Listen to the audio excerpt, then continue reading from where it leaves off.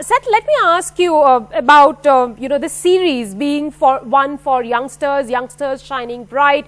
Talk about Sam Curran, Hardik Pandya, Rishabh Pant. Who among these players really stood out for you?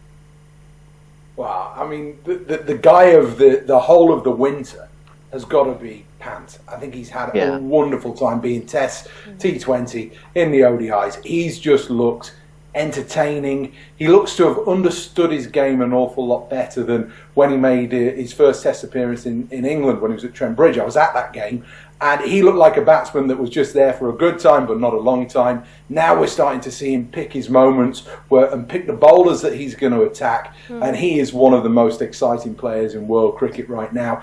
And wherever he's playing, you'll get people buying tickets to go and watch him. Whenever he's on TV, he's going to clear the bars and people are going to be tuning in to see exactly what he's doing. I think from an England perspective, I think Sam Curran has done really, really well. And for those older players, if you like, I've got a soft spot for Johnny Bairstow. I've also got a big soft spot for Adil Rashid. I think he's a phenomenal bowler, and even though he's over the age of 30, he's still showing, for a guy that grew up in Bradford, in Yorkshire, on pitches that didn't do very much for spinning, he's shown that he can take his skills to the very best places in the world and get the very best batsmen out as well.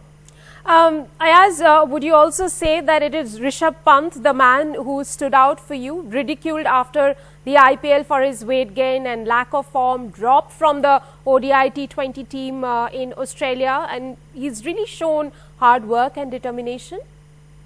Yes, and ambition. I think clearly he is the player of the season internationally. I mean, Kane Williamson has been in great form, Joe Root, the bowlers. Ravi Ashwin is actually his only rival in my opinion.